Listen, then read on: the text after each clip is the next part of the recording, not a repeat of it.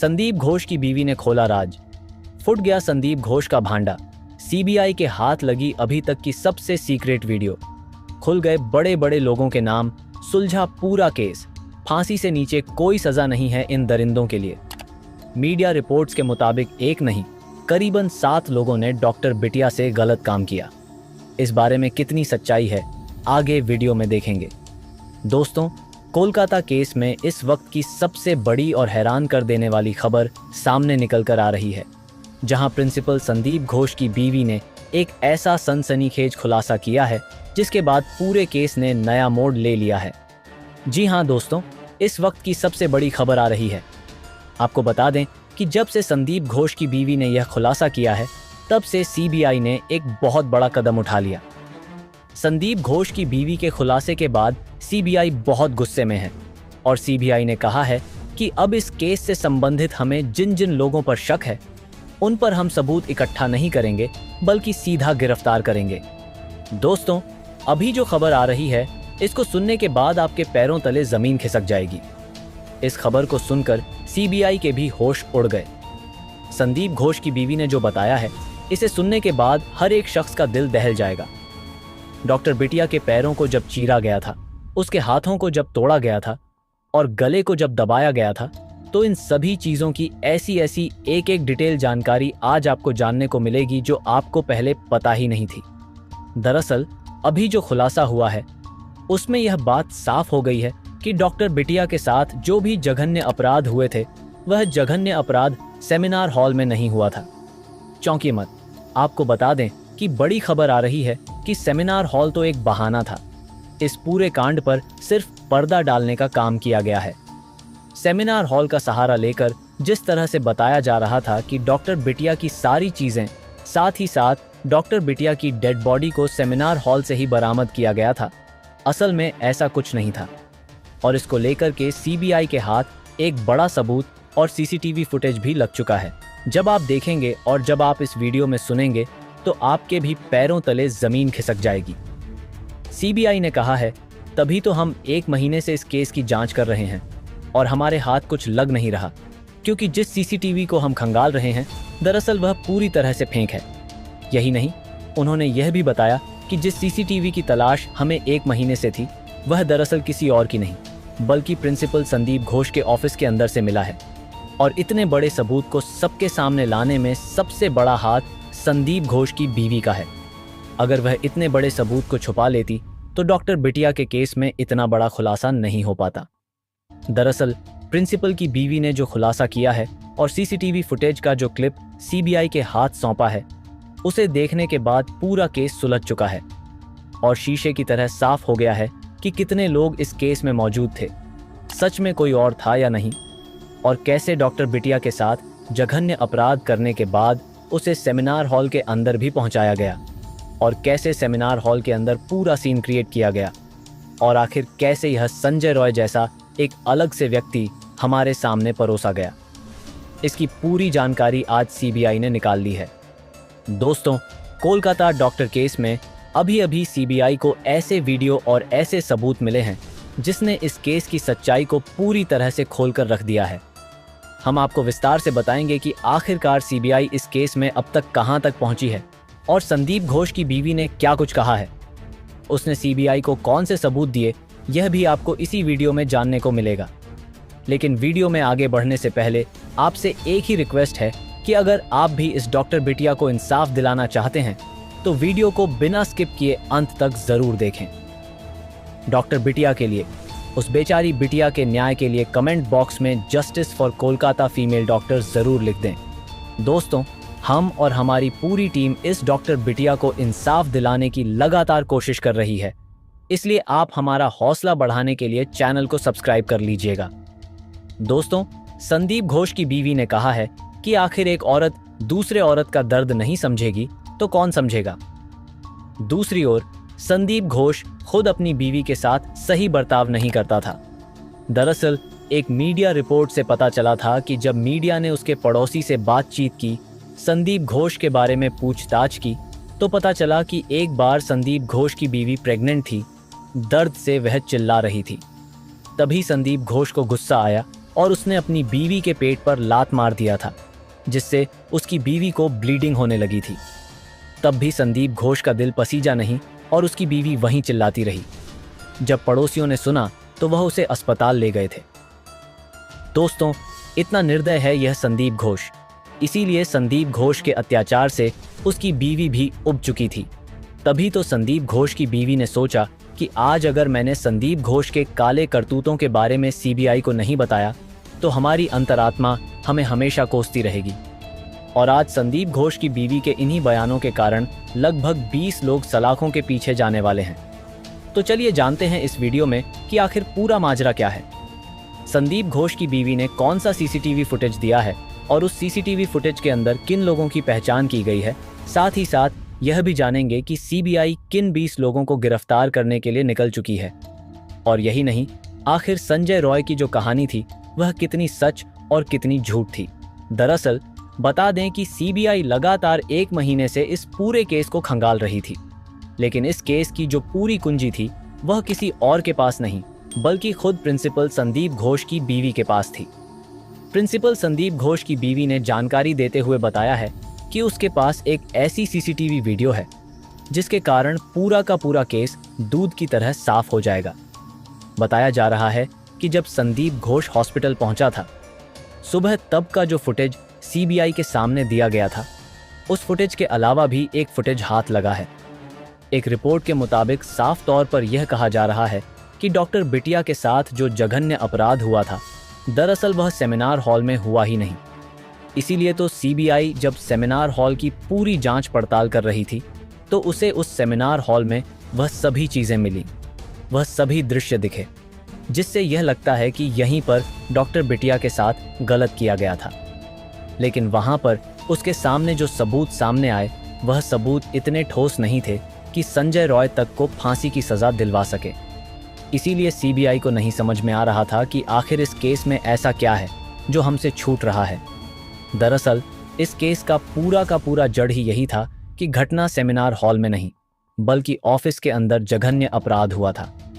आपको बता दें कि रिपोर्ट के अनुसार बताया जा रहा है कि जो जघन्य अपराध किया गया था वह कहीं और नहीं बल्कि प्रिंसिपल संदीप घोष के ऑफिस के अंदर किया गया था। जैसे ही ऑफिस के अंदर जघन्य अपराध किया गया, तुरंत उस ऑफिस से डॉक्टर बिटिया को घसीटकर सेमिनार हॉल में पहुंचाया गया और सबसे पहला काम यह किया गया कि पूरे ऑफिस को पानी, फिनाइल और केमिकल के द्वारा धुला गया। पूरी रात धुलाई की गई और इसके बाद सेमिनार हॉल के अंदर जाकर यह पूरा एक सीन क्रिएट किया गया और सभी चीज़ें संदीप घोष ने संजय रॉय से करवाई। जब संजय रॉय ने वह सभी काम कर लिया तो उसे सब चीज़ याद हो गया कि हाँ, कौन सा काम कैसे हुआ था, जैसे पैर को फाड़ना, हाथों को तोड़ना, गले को दबाना, आंख में शीशे का घुस जाना, मुंह पर लात मारना, पेट पर लात मारना और शरीर के हर एक अंग को तोड़ना। यह सभी काम उसने वहां पर प्रैक्टिस किए, जिससे जब सामने इन्वेस्टिगेशन ऑफिसर पूछे तो वह सही तरीके से बता पाए। और जब उसकी जांच जाकर के डिपार्टमेंट करवा आए तो इससे पता चले कि हाँ, यह सभी चीजें सही थीं। आखिर तभी तो आप सोचिए कि जब सीबीआई संजय राय का पॉलीग्राफ टेस्ट ले रही थी तो संजय राय बिना घबराए हुए सीबीआई को जवाब दे रहा था। उसके इस तरह के जवाब देने के हाव भाव को देखकर सीबीआई खुद दंग हो गई थी कि संदीप घोष झूठ बोल रहा है या सच बोल रहा है। पूरी पॉलीग्राफ मशीन संजय राय के हाव भाव को नहीं पकड़ पा रही थी। इसके अलावा संदीप घोष जो उस कॉलेज का प्रिंसिपल है, उसने इस केस में किसी भी प्रकार का पोस्टमार्टम रिपोर्ट आने से पहले ही पूरी दुनिया को बता दिया था कि यह सुसाइड है, जबकि ऐसा कुछ था ही नहीं। मतलब कि बिना पोस्टमार्टम रिपोर्ट आए आप यह कैसे कह सकते हो कि डॉक्टर बिटिया ने खुद को ख़त्म किया है, जबकि क्राइम सीन को देखने मात्र से ही लग रहा था कि यह दरअसल खुद से किया गया नहीं बल्कि कई लोगों के द्वारा किया गया कांड है। और इसे तुरंत ही एक झटके में आत्महत्या इसीलिए बताया गया ताकि इस केस को यहीं दबाया जा सके। लेकिन जब यह केस नहीं दबा तो खबर आ रही है कि संदीप घोष ने अपने वफादार संजय राय को पैसा दिया और इसके बाद कहा कि अब तुम्हें जैसे जैसे रात में बताया गया था ठीक उसी तरीके से यह सारा केस अपने ऊपर ले लो, मैं बाहर रहूंगा तो तुम्हें भी बाहर खींच लाऊंगा। और ऐसा ही कुछ होने वाला था। पुलिस को जब बुलाया गया और उस सीन को दिखाया गया तो वहां पर पुलिस के अलावा कई सारे लोग मौजूद थे। हालांकि डिप्टी एसपी ने इस बात का सफाई दिया कि जो लोग वहां पर मौजूद थे वह वहां मौजूद होने के लायक नहीं थे। दूसरी सबसे बड़ी खबर आ रही है, उसको सुनने के बाद तो किसी भी इंसान की आंखों से आंसू आ जाएगा। दूसरी जो सबसे बड़ी खबर आ रही है वह यह है कि पीड़िता की मां ने साफ तौर पर पुलिस पर आरोप लगाया कि पुलिस इस केस को उसी दिन दबा रही थी जिस दिन मैं अपनी बेटी को देखने गई थी। जरा आप उस मूवमेंट को फील कीजिए। जरा आप सोचिए कि एक पीड़िता की मां के कलेजे पर क्या बीता होगा। जब वह वहां पर गई तो सबसे पहले उसे झूठ बोलकर बुलाया गया, फोन में कुछ और बोला गया और वहां हुआ कुछ और था। जब वह वहां पर पहुंची तो उसकी बेटी से उसे 3 घंटे तक नहीं मिलने दिया गया। हम जब जाते हैं वहां हमको 3 घंटे खड़े रखा। दूसरी बात, जब उसकी बेटी से उसे मिलने दिया गया तो वह भी कुछ समय के लिए ही, ताकि वह पूरी तरीके से अपनी बेटी को ऑब्जर्व ना कर पाए। यही नहीं, जब यह सब चीज़ें हो गईं तो सबके द्वारा यह बताया जा रहा था, दबाव बनाया जा रहा था कि दरअसल तुम्हारी बेटी के साथ कुछ हुआ ही नहीं है, उसने खुद ही सब कुछ किया है। लेकिन एक माँ तो माँ होती है। वह बोली कि मैं अपनी बेटी से कुछ देर पहले बात की थी, वह बहुत खुश और बहुत सही थी। लेकिन ऐसा कैसे हो गया? हम उसकी शादी की बात कर रहे थे, शादी के लिए लड़के ढूंढने जा रहे थे, और यहाँ पर आप बोल रहे हो कि उसने सब कुछ किया। यह असंभव है। जब पीड़िता की मां ने यह बात उठाई तो पीड़िता के घर वालों के ऊपर पुलिस के द्वारा दबाव बनाया गया। यह किसी और ने नहीं बल्कि पीड़िता के घर वालों ने ही बताया। उनका कहना है कि पुलिस ने हम पर यह दबाव बनाया कि मामले को रफा दफा किया जाए। फिर जब यह मामला नहीं बना तो उन्होंने एक सादे पेपर पर साइन कराने की कोशिश की, लेकिन उनके परिवार वालों ने पेपर को पुलिस के सामने फाड़ के उनके मुंह पर फेंक दिया। और फिर क्या था? फिर उनकी मां कंफर्म हो गई कि जब पुलिस इस केस को दबा रही है तो जरूर केस कुछ और है। फिर उनकी मां कंफर्म हो गई कि जब पुलिस इस केस को दबा रही है तो जरूर केस कुछ और है। तो यहाँ पर जरा आप एक बार सोचिए और गौर कीजिए कि अगर प्रिंसिपल संदीप घोष इसमें डायरेक्ट इवॉल्व नहीं होते तो क्या पुलिस इस केस को दबाने की कोशिश करती? आपको बता दें कि एक प्रिंसिपल होने के बाद भी संदीप घोष अपनी सुरक्षा में कई बाउंसर को रखे हुए था। उसमें से संजय राय भी उनका एक खास बाउंसर था। अगर इस पूरे केस में संजय राय ही असली दोषी था तो पुलिस उसे क्यों बचाती? एक मेडिकल कॉलेज का प्रिंसिपल अपने यहाँ पर एक वारंट्स देकर बचाए और साथ ही साथ पूरे केस को रफा दफा करने की कोशिश करें। यहाँ तक कि पोस्टमार्टम हुए बिना ही खुद के जवाब पर रिस्क लेने की कोशिश क्यों करेंगे? और जब यह सीधा सीधा मर्डर है तो क्यों बोलेंगे कि यह आत्महत्या है? और अगर यह घटना पूरी सुसाइड ही होती तो क्यों कोई सेमिनार हॉल के बगल के बाथरूम को तुड़वाता? पुलिस स्टेशन में बिना रिपोर्ट लिखे हुए पोस्टमार्टम क्यों कोई करवाता? आप खुद सोचिए और सारी कड़ी को एक एक कर जोड़िए, तब आपको समझ में आएगा कि हाँ, सच में यह केस जितना सीधा दिख रहा है उतना सीधा है ही नहीं। दरअसल प्रिंसिपल की बीवी ने सीबीआई को जो वीडियो फुटेज दिया है उस फुटेज में साफ है कि किसने क्या किया है। अब बहुत जल्द डॉक्टर बिटिया के दरिंदों को फांसी होने वाली है, ऐसा दावा खुद सीबीआई ने किया है। भले ही राज्य सरकार इसमें ढिलाई बरत रही हो, लेकिन केंद्र सरकार और सीबीआई इस मामले में पूरी तरह से सख्त हो चुकी है। इस मामले की जांच पड़ताल तेजी से चल रही है, लेकिन जब तक इस मामले में पूरी तरह से न्याय नहीं होता, हमें अपनी आवाज को दबाना नहीं चाहिए और ना ही चुप रहना चाहिए। हम केवल सीबीआई के काम पर भरोसा करके नहीं बैठ सकते। हमें यह याद दिलाते रहना होगा कि अभी तक इस मामले में न्याय नहीं मिला है। दोस्तों, भले ही आपको वीडियो पसंद ना आए, लेकिन मैं चाहता हूं डॉक्टर बिटिया के साथ ऐसा करने वाले इन दरिंदों को जल्द से जल्द फांसी की सजा मिले। आप हमें कमेंट करके बताओ कौन सी सजा मिलनी चाहिए। आप भी चाहते हैं कि इन्हें जल्द से जल्द फांसी हो, तो जो भी यह वीडियो देख रहा है और उसमें इंसानियत है तो नीचे लिखो वी वांट जस्टिस। धन्यवाद। चैनल को सब्सक्राइब जरूर करें। का चेहरा ठीक से नहीं देख पाया, लेकिन उसने नीचे से 6 पैर देखे। उसने यह भी सुना कि उनमें से एक कह रहा था, कुछ नहीं होगा, मेरी पहुंच बहुत ऊपर तक है। इससे यह साफ जाहिर होता है कि इस केस में कोई मामूली व्यक्ति नहीं बल्कि बहुत बड़े बड़े लोग शामिल हैं। संजय रॉय, जो इस केस का एक अहम आरोपी है, ने पहले अपने ऊपर आरोप ले लिया था, जो कि पैसों के लिए किया गया था। लेकिन बाद में जब उसने फांसी तक की सजा सुन ली तो उसने अपने बयान से पलटी मार ली। अब एक बार फिर से उसका पॉलीग्राफ टेस्ट हुआ है। जिसमें उसने सीबीआई को नई जानकारी दी है। संजय रॉय ने बताया कि वह 8 अगस्त की रात गलती से सेमिनार रूम में घुस गया था।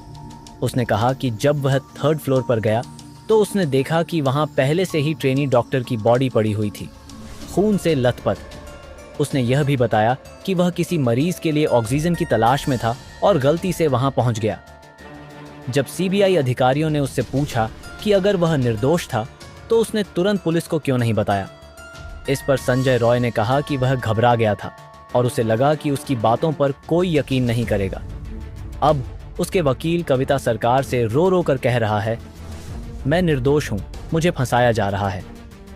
दोस्तों, सीबीआई को अब तक के सारे सबूत संजय रॉय की ओर ही इशारा कर रहे हैं, लेकिन फिर भी वह अपने बयानों से पूरे केस को उलझा रहा है। बताया जा रहा है कि संजय रॉय का केस लड़ने के लिए कोई भी वकील तैयार नहीं था।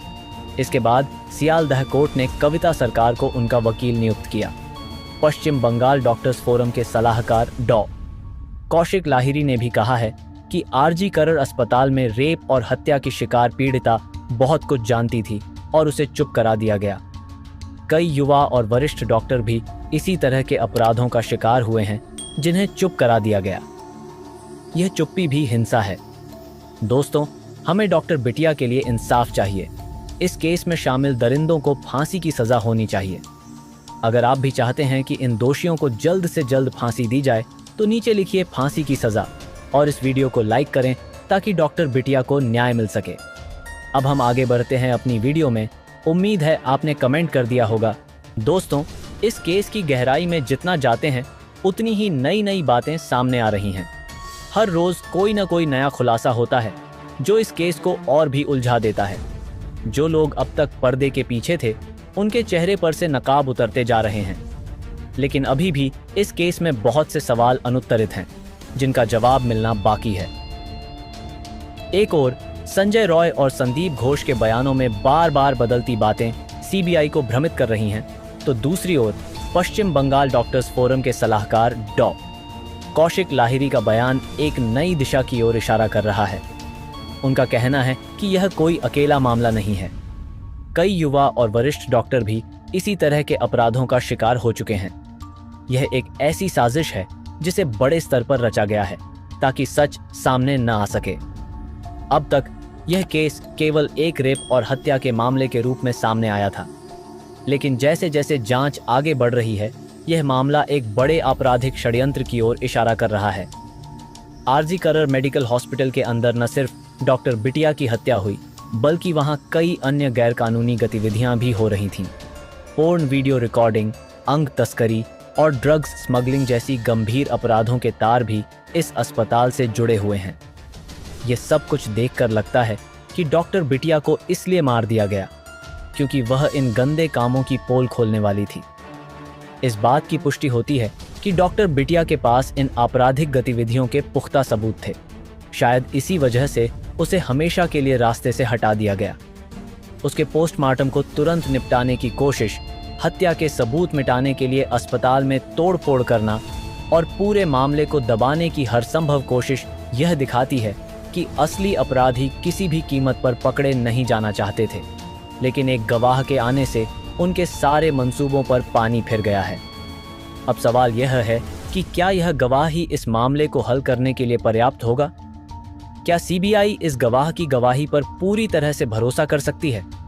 इस मामले में गवाह की सुरक्षा भी एक बड़ी चुनौती है। अभी भी कई बड़ी हस्तियां हैं जो इस मामले को दबाने की कोशिश कर रही हैं। इसके अलावा संजय रॉय और संदीप घोष जैसे लोग जो अपने बयानों में बार बार पलट रहे हैं, उनका असली मकसद क्या है? क्या वे सच में इस अपराध में शामिल हैं या किसी बड़े षड्यंत्र का हिस्सा हैं, या फिर वे किसी के हाथों की कठपुतली बने हुए हैं? इन सब सवालों के जवाब अब भी मिलना बाकी है, लेकिन इतना तय है कि यह मामला जितना दिखाई देता है उससे कहीं ज्यादा पेचीदा है। सीबीआई अब एम्स के विशेषज्ञों की मदद ले रही है ताकि जितनी जल्दी हो सके इस मामले की गुत्थी सुलझाई जा सके। एम्स के विशेषज्ञ डॉक्टरों की टीम अब इस केस में शामिल हो गई है। वे पोस्टमार्टम रिपोर्ट की दोबारा समीक्षा करेंगे और यह सुनिश्चित करेंगे कि कोई भी सबूत न छूट जाए। सीबीआई को उम्मीद है कि एम्स की मदद से इस केस के छुपे हुए पहलू सामने आ सकेंगे और असली अपराधी पकड़े जाएंगे। दोस्तों, इस केस ने पूरे देश को झकझोर कर रख दिया है। हर कोई यही चाहता है कि डॉक्टर बिटिया को न्याय मिले और उसके दोषियों को सख्त से सख्त सजा दी जाए। अब यह देखना बाकी है कि सीबीआई की जांच किस दिशा में जाती है और इस केस का अंत क्या होता है। आपके मन में भी इस केस को लेकर कई सवाल होंगे।